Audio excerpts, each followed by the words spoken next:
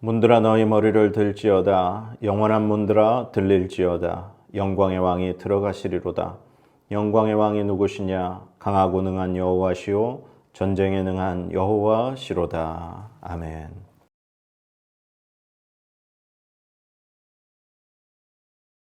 오늘 우리에게 주시는 하나님 말씀은 고린도전서 12장 4절에서 11절까지 말씀입니다. 오늘 우리에게 주시는 그 하나님의 말씀을 우리 같이 봉독하도록 하겠습니다. 은사는 여러 가지나 성령은 같고 직분은 여러 가지나 주는 같으며 또 사역은 여러 가지나 모든 것을 모든 사람 가운데서 이루시는 하나님은 같으니 각 사람에게 성령을 나타내심은 유익하게 하려 하심이라. 어떤 사람에게는 성령으로 말미암아 지혜의 말씀을, 어떤 사람에게는 같은 성령을 따라 지식의 말씀을, 다른 사람에게는 같은 성령으로 믿음을, 어떤 사람에게는 한 성령으로 병 고치는 은사를, 어떤 사람에게는 능력 행함을, 어떤 사람에게는 예언함을, 어떤 사람에게는 영들 분별함을, 다른 사람에게는 각종 방언 말함을, 어떤 사람에게는 방언들 통역함을 주시나니 이 모든 일은 같은 한 성령이 행하사 그의 뜻대로 각 사람에게 나누어 주시는 것이니라. 아멘. 아멘. 오늘도 우리 이야기가 있는 교회에 오신 여러분들을 주의 이름으로 환영하고 축복합니다. 하나님은 여러분을 사랑하십니다.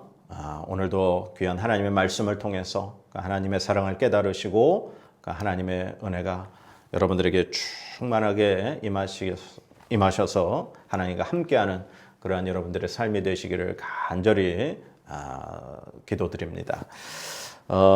아마 깜짝 놀라실 수도 있었겠어요. 오늘 읽은 본문 말씀이 지난주하고 똑같아서 아마 설교를 같은 본문으로 이렇게 하는 분들이 아마 자주 있지는 않을 것 같아요. 그러나 지금 지난주에 이어서 성령 하나님의 그 은사와 또 하시는 사역과 역사에 대해서 말씀을 증거하면서 오늘 같은 본문을 삼았습니다. 지난주에 성령 하나님이 우리에게 임재하시면 가장 처음으로 가장 대표적으로 하시는 일이 있다 그랬습니다. 그게 뭐라 그랬죠? 예수 그리스도를 믿게 하는 것. 예수님을 나의 구원자, 나의 구세주로 고백하고 그렇게 믿을 수 있게 만들어주시는 일이 성령 하나님이 우리에게 임재하시면 가장 기본적으로 대표적으로 하시는 그런 일이라 그랬습니다. 오늘은 그것과 연결해서 성령 하나님이 나에게 임재하시면 우리가 예수님을 나의 구주로 고백하고 예수님을 구원자다, 나의 주님이시다 그렇게 고백하고 나아가게 되는데, 그러면 그렇게 성령 하나님과 함께 살아가는 우리에게 있어서 성령 하나님이 우리에게 베풀어 주시는 그런 은사들 또한 역사들이 어떠한 것들이 있는가, 오늘 성경 말씀을 통해서 같이 하나님의 말씀을 나누고자 합니다. 구약시대에는 하나님께서 특별한 사람, 하나님의 그 선택한 백성들 중에서 특별한 사람에게 하나님께서 성령의 능력을 부어주셨습니다. 이스라엘 백성들이 애굽에서 오랜 그 기간 동안 그 어려움을 당하고 고통을 받다가 하나님께서 이제 때가 되셔서 이스라엘 백성들을 애굽에서 이제 건져내시죠. 그때 그 지도자로 세우시고 삼으신 사람이 바로 모세였습니다. 모세는 특별한 사람이에요. 그래서 모세는 하나님과 직접 대화를 하며 하나님과 대면하는 사이였죠. 그렇게 모세를 통해서 이스라엘 백성들을 이제 출애굽을 시켜주시고, 그리고 이제 가나안 땅에 들어가기 전에 40년을 광야에서 생활하게 됩니다. 그 광야에서 40년 동안 생활을 할 때 하나님께서 이스라엘 백성들, 하나님의 선택한 백성들과 함께 하시고, 또한 모세와 또 그 대제사장이었던 그 아론에게 말씀하시고자 하나님께서 임재하실 그런 성막을 만들게 됩니다. 그 성막을 만드는 데 있어서 두 사람을 하나님이 선택을 하시게 됩니다. 바로 브살렐과 오홀리압이라는 사람이에요. 그래서 이 두 사람에게 그 하나님이 거하실 성막을 만드는 그 지혜를 주시는데, 이 말씀을 같이 한번 읽어보기 원합니다. 출애굽기 35장 30절에서 31절까지 말씀입니다. 모세가 이스라엘 자손에게 이르되 볼지어다 여호와께서 유다 지파 훌의 손자여 우리의 아들인 브살레를 지명하여 부르시고 하나님의 영을 그에게 충만하게 하여 지혜와 총명과 지식으로 여러 가지 일을 하게 하시되. 아멘. 네. 하나님께서 31절에 보니까 하나님의 영을 그에게 충만하게 하였다. 이게 바로 하나님의 영이신 성령 하나님이 그에게 충만하게 임재하셨다라는 말씀입니다. 이렇게 브살렐과 오홀리압에게 하나님의 영이 충만하게 임재하시니까 그들이 지혜와 총명을 가지고 하나님의 거하실 성막을 똑같이 하나님이 모세에게 그렇게 가르쳐 주셨던 그 모양 그대로 만드는 그 일을 감당하게 됩니다. 하나님은 이렇게 브살렐과 오홀리압에게 충만한 은혜를 주셨습니다. 그렇게 해서 성막이 완공이 되고 하나님이 그들과 함께 하시면서 광야 생활 40년을 마쳤어요. 그리고 이제 가나안 땅 입성을 앞두고 하나님께서 모세를 데려가셨습니다. 그리고 모세 대신에 후계자로 세운 사람이 바로 여호수아입니다. 이 여호수아는 모세가 그동안 엄청난 일을 행했고 엄청나게 그에게는 하나님이 함께 하심이 그렇게 나타났던 사람이에요. 그런데 이제 모세는 없고 이스라엘 백성들은 엄청난 숫자를 지금 마련해 있고 가나안 땅을 지금 들어가서 그 땅을 정복해야 하는 일을 하고 있는데 여호수아에게는 사실 그 일을 감당하기가 두렵고 힘들었습니다. 그래서 하나님께서 그에게 또한 큰 은혜로 역사하십니다. 그 말씀이 바로 신명기 34장 9절 말씀입니다. 모세가 눈의 아들 여호수아에게 안수하였으므로 그에게 지혜의 영이 충만하니 이스라엘 자손이 여호와께서 모세에게 명령하신 대로 여호수아의 말을 순종하였더라. 아멘. 이제 모세가 죽기 전에 자신의 후계자가 될 여호수아에게 안수를 했더니 그때 지혜의 영이 충만했다. 이 지혜의 영이 역시 하나님의 영이신 성령 하나님을 의미합니다. 하나님께서는 이제 모세 대신 여호수아에게 그 성령 하나님께서 충만하게 임재하게 하셔서 이 여호수아가 이스라엘 백성들을 이끌고 지도할 수 있는 능력을 주셨고 그가 또한 가나안 땅에 들어가서 그 땅을 정복하기 위해서 전쟁을 하고 그 땅을 다 차지하고 난 다음에 마지막에 각 지파에게 제비뽑기를 통해서 땅을 분배하는 일까지 그렇게 마무리할 수 있는 능력을 여호수아에게 주셨다. 그렇게 보시면 됩니다. 그 다음에 그 땅에 이제 정복을 하고 점령하고 난 다음에 이스라엘 백성들이 왕을 요구를 하게 됩니다. 우리도 이 다른 민족들처럼 왕을 세워주십시오. 사무엘에게 왕을 달라고 요구를 하죠. 그래서 하나님께서 이스라엘 백성들에게 처음으로 왕을 주신 사람이 누구죠? 예, 사울입니다.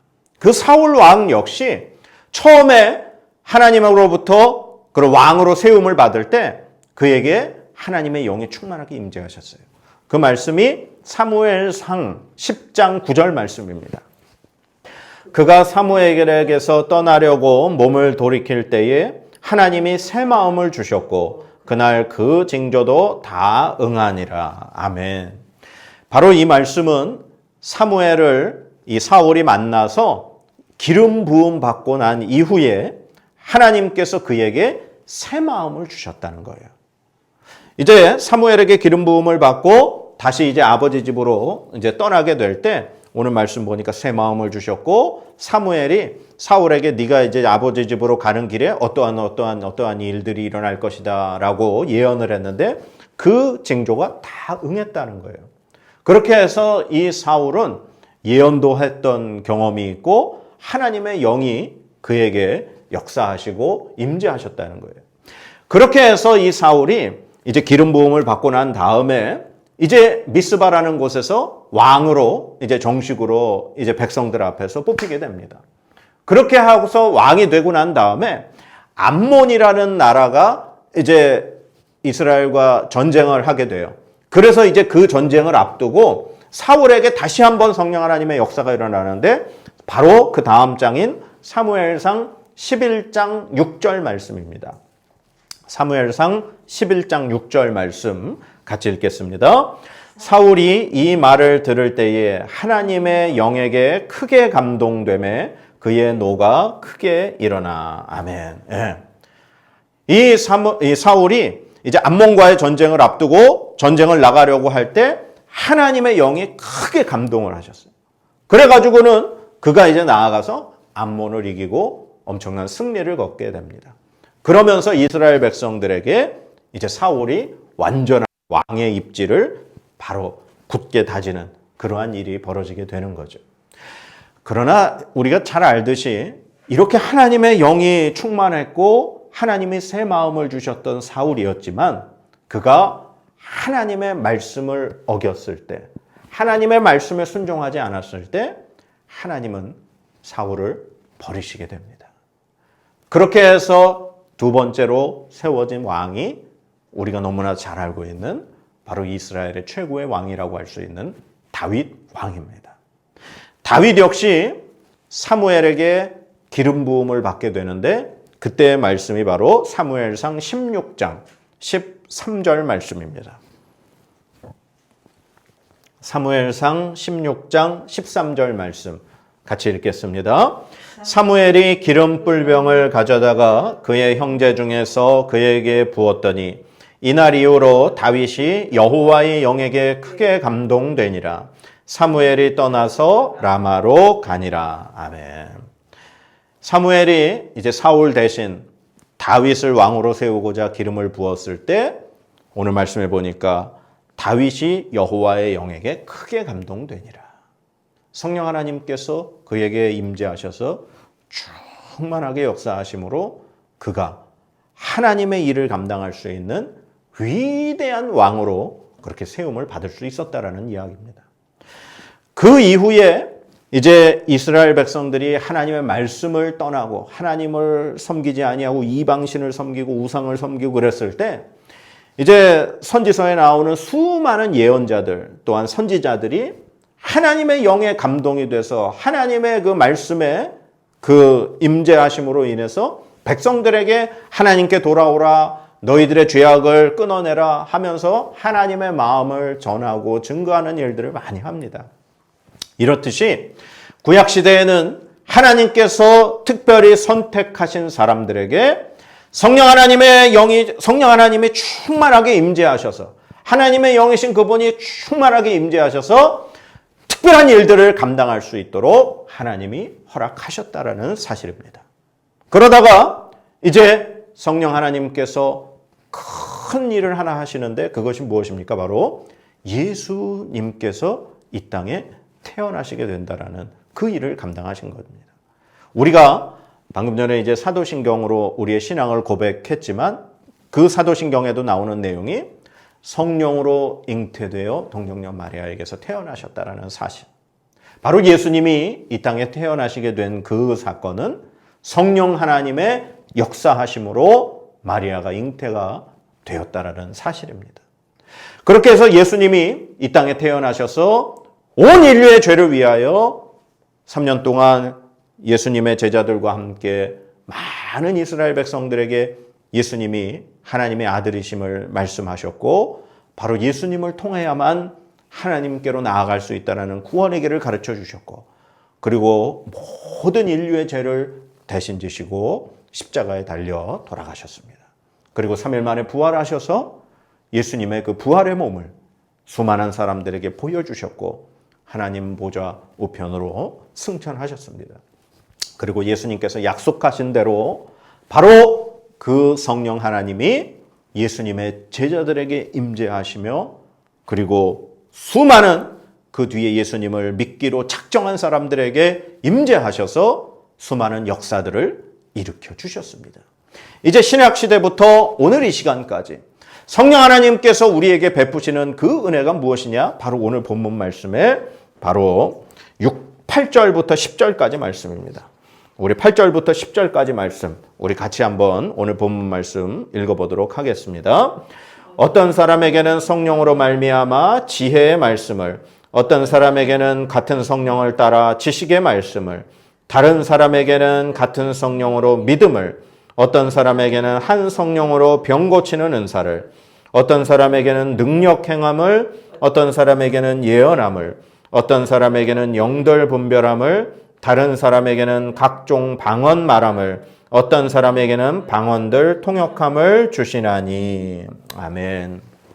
이렇게 해서 성령 하나님이 우리에게 이제 임재하셔서 오늘날에 역사하시고 행하시는 일들이 이런 은사들입니다라고 오늘 말씀에 나와 있는 거예요.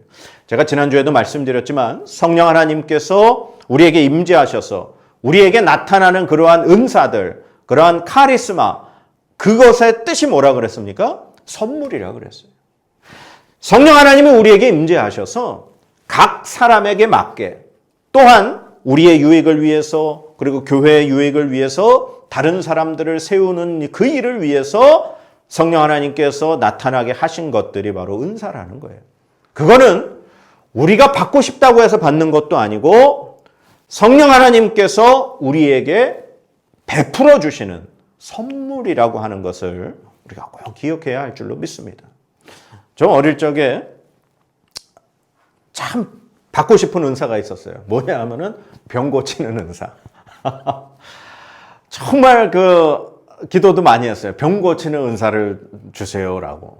왜냐하면 아픈 사람들을 위해서 기도하면은 그 아픈 사람들이 이렇게 좀 회복이 되면서 좀 이렇게 좀 하나님의 그 은혜가 이렇게 임했으면 좋겠다라는 그런 생각으로 병 고치는 은사를 저는 받았으면 좋겠다라는 생각을 했어요.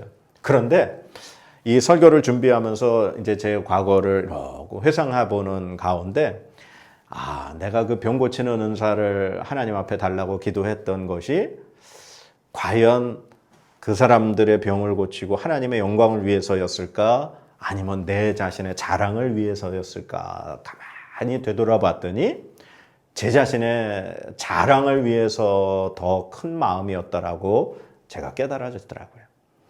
그래서 하나님이 필요하시면, 하나님이 정말 누군가를 치료하셔야 될 그 역사가 일어나야 될 때가 있다면 하나님은 저를 통해서 그런 일이 일어날 거라고 이제는 믿습니다. 그러나 그것이 지금 아무 때나 그 일이 역사가 일어난다라는 건 아니라는 걸 이제 깨달았어요. 왜냐? 하나님께서 베풀어 주시는 그 은사는 내가 뭔가를 이렇게 휘두를 수 있는 어떤 무기가 아니라 하나님께서 그 때에, 그 시간에, 그 상황에 맞춰서 나를 통해서 베푸시는 선물이기 때문에 그렇습니다. 어떠한 은사든지 하나님이 나에게 주시는 선물이라고 생각할 때 우리는 그것을 감사함으로 그 은사를 사용할 수 있을 줄로 믿습니다. 그러나 마치 그 은사가 뭐 어떤 내가 대단한 어떤 걸 통해서 얻은 것이라든가 나의 힘으로, 노력으로 내가 가졌다라고 한다면 그것은 우리의 교만이 되어버리는 것입니다. 오늘 하나님께서 성령 하나님의 충만하게 임재하심으로 베풀어 주시는 은사를 왜 우리에게 주시는가? 그게 바로 7절 말씀에 있습니다. 7절 말씀 같이 읽겠습니다. 각 사람에게 성령을 나타내심은 유익하게 하려 하심이라. 아멘. 유익하게 하려 하심이라. 유익하게 한다라는 이 말은요, 나 자신, 개인만을 위한 유익이 아니라는 것입니다. 나 자신의 유익뿐만 아니라 교회 공동체의 유익을 위함이라는 사실을 우리가 반드시 깨달아야 합니다. 그 이유가 이제 12절부터 쭉 나오는 말씀이 이 성령의 은사들을 통해서 어떠한 일들이 돼야 되는가를 비유로 말씀하시는데 바로 몸과 지체로 비유를 하시는 거예요. 12절부터 쭉 나오는 말씀이 예수님이 바로 우리의 몸의 머리가 되어주시고 우리가 그 몸의 각 지체로서 역할들을 감당하고 있다는 겁니다. 뭐 손이 발더러 필요 없다고 말할 수도 없고 발이 손더러 필요 없다고 말할 수도 없고 혀가 아주 작은 지체라고 무시할 수도 없는 것이고 우리 몸 안에 붙어있는 모든 지체들이 이 몸을 세워나가는 데 있어서 서로가 협력하고 필요한 그러한 지체들이라고 말씀에 분명히 나와 있습니다. 성령 하나님께서 우리에게 은사를 베풀어 주시고 우리에게 능력을 행하시는 이유는 바로 내 자신의 신앙의 유익뿐만 아니라 우리 교회의 유익을 위해서 은사를 베풀어 주시고 능력을 베풀어 주신다라고 하는 이 사실이 오늘 우리에게 꼭 새겨져야 될 말씀인 줄로 믿습니다. 사랑하는 여러분, 성령 하나님은 오순절날 예수님의 제자들에게 임한 그때부터 성령 하나님이 이 땅에 오신 것은 아니라고 제가 분명히 말씀드렸습니다. 오늘 말씀을 저희가 나눴던 것처럼 성령 하나님은 이미 구약시대 때부터 하나님의 선택한 백성들 중에서 특별한 사람들에게 충만하게 임재하셔서 그가 큰 일들을 감당하게 성령 하나님은 역사하셨습니다. 그랬던 이유가 무엇이냐? 바로 하나님께서 처음에 만드셨던 최초의 인간이었던 아담과 하와가 하나님의 말씀을 어기고 선악을 알게 하는 나무의 열매를 따먹음으로 인해서 인간은 죄인이 되었습니다. 하나님의 말씀을 어긴 그 순간부터 하나님과 함께 할 수 없는 그런 죄인이 되었다라는 사실입니다. 그래서 하나님은 그 죄악된 인간들을 구원하시고자 하나님의 아들이신 예수 그리스도를 이 땅에 보내시기 위해서 아브라함이라는 한 사람의 민족을 통하여 하나님의 백성을 선택하셨습니다.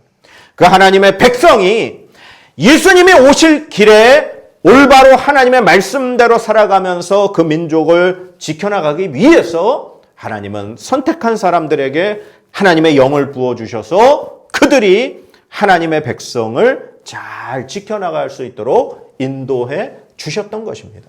그러나 성령으로 잉태되신 예수님이 이 땅에 태어나심으로 말미암아 하나님의 아들이신 그분이 이 땅에 오심으로 말미암아 그분이 십자가에 달려 돌아가심으로 하나님과 멀어졌던 죄로 인해 끊어졌던 하나님과의 관계를 회복시켜 주셨습니다. 그리고 우리가 예수님을 믿기만 하면 누구든지 담대하게 하나님 앞으로 나아갈 수 있는 길을 열어주셨고 하나님을 아버지로 예수님을 나의 구주로 고백하는 자들에게는 성령 하나님이 임재하시기 시작하셨습니다. 그 예수님을 믿기로 작정하고 예수를 구주로 고백하는 자들에게 성령 하나님은 임재하셔서 우리에게 역사하시고 은사를 베풀어 주시는데 그것은 바로 나의 유익뿐만 아니라 교회의 유익을 위해서 은사를 베풀어 주시고 하나님의 놀라운 역사를 이루어 가신다라고 하는 사실을 오늘 꼭 말씀을 통해서 기억하시기 바랍니다. 성령 하나님은 우리에게 임재하셔서 우리에게 필요를 따라 은사를 베풀어 주십니다. 과거에 특별한 사람에게만 베풀어 주셨던 그런 사역이 아니라 이제는 누구든지 예수 그리스도를 구주로 고백하는 자들에게 성령 하나님께서는 필요에 따라 각 사람에게 하나님의 선물, 은사를 베풀어 주시는 줄로 믿습니다. 이 사실을 잘 기억하시면서 여러분들이 여러분의 자신과 여러분의 교회를 세워가는 데 있어서 하나님의 은사를 구하시고 하나님께서 은사를 주실 때 그 은사를 지혜롭게 잘 사용하실 수 있는 여러분들 되시기를 바랍니다. 교회 밖에 있는 사람들을 교회 안으로 끌어들이는데 그 은사를 사용하시고 교회 안에 있는 사랑하는 주의 백성들이 서로 세워져 갈 수 있도록 그 은사를 사용하시고 하나님의 사랑으로 교회가 하나 되는데 그 은사를 사용하시기를 주님의 이름으로 간절히 축복합니다. 기도하겠습니다. 우리에게 귀한 은사를 베푸시는 성령 하나님, 하나님의 영이신 그 하나님께서 우리 가운데 충만하게 임재하시기를 소망합니다. 우리 가운데 크신 역사를 베풀어 주시기를 간절히 소망합니다. 이 하나님의 크신 은사와 역사들이 나 자신의 유익과 교회의 유익과 하나님 나라의 유익을 위하여 귀하게 사용되어지기를 간절히 소망합니다. 성령 하나님, 우리 가운데 크신 은사를 베풀어 주시고 그 은사를 통하여 하나님 홀로 영광 받아 주옵소서. 예수 그리스도의 이름으로 감사하며 간절히 기도드립니다. 아멘.